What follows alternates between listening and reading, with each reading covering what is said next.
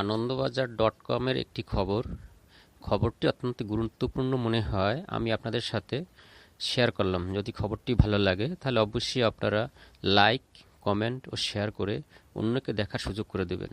খবরটি বাংলাদেশ প্রসঙ্গ। বাংলাদেশের ভোটে ভারতের মতামত দেওয়ার কোনো সুযোগ নেই, এবার ইউনূসের উপদেষ্টার খোঁচা নয়াদিল্লিকে। বাংলাদেশ জাতীয় সংসদ নির্বাচন হবে আগামী 12 ফেব্রুয়ারি। ওই দিন একই সঙ্গে হবে জুলাই সনদ নিয়ে গণভোটও। তার আগে যুযুধাম, প্রধান দুই প্রতিপক্ষের মধ্যে ধারাবাহিক সংঘর্ষের ঘটনা ঘটছে।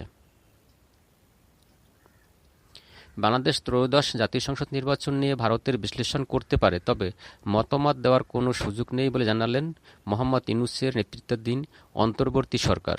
অন্তর্বর্তী সরকারের পরিবেশ, বন ও জলবায়ু পরিবর্তন এবং জলসম্পদ মন্ত্রকের উপদেষ্টা সৈয়দা রিজওয়ানা হাসান বলেন, নির্বাচন সম্পূর্ণ একটি দেশের অভ্যন্তরীণ বিষয়। সেখানে অন্য দেশ বিশ্লেষণ করতে পারে, কিন্তু মতামত দেওয়ার মতো কোনো সুযোগ থাকে না।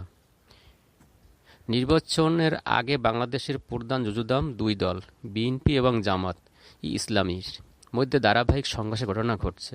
এ প্রসঙ্গে রিজওয়ানা বলেন, নির্বাচনের পরিবেশ তো উত্তেজনাপূর্ণই হবে। এক দল আরেক দলকে হারাবার চেষ্টা করবে, এক দল জিতবার চেষ্টা করবে। যে দল জিতবার চেষ্টা করবে সে তার প্রতিপক্ষকে ঘায়েল করার জন্য কথা বলবে, প্রতিপক্ষ আরেকজনকে ঘায়েল করবার জন্য কথা বলবে। এটা তো খুব স্বাভাবিক কথা। কোনো জায়গায় হয়তো সভ্যতার সীমাটা রাখা হচ্ছে না, সেজন্য সকল দলকে দায়িত্বশীল আচরণ করতে হবে। প্রসঙ্গত, বাংলাদেশ জাতীয় সংসদ নির্বাচন হবে আগামী 12 ফেব্রুয়ারি। ওই দিন একই সঙ্গে হবে জুলাই সনদ নিয়ে গণভোটও। গত 12 ডিসেম্বর থেকে 29 ডিসেম্বর পর্যন্ত মনোনয়ন জমা দেওয়া হয়েছে। 30 ডিসেম্বর থেকে 4 জানুয়ারি হয়েছে মনোনয়ন পরীক্ষার কাজ। মনোনয়ন বাতিলের সিদ্ধান্তগুলির বিরুদ্ধে 11 জানুয়ারি পর্যন্ত আপিল করেছেন বাদ পড়া প্রার্থীরা। 12 থেকে 18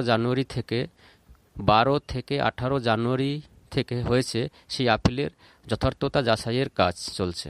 চূড়ান্ত প্রার্থী তালিকা প্রকাশ এবং নির্বাচনী প্রতীক নির্ধারণ করা হয়েছিল গত বুধবার 21 জানুয়ারি।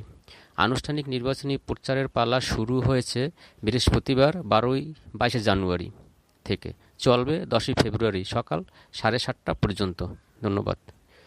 যদি ভালো লাগে তাহলে অবশ্যই খবরটিকে অন্যকে দেখার শেয়ার সুযোগ করে দেবেন।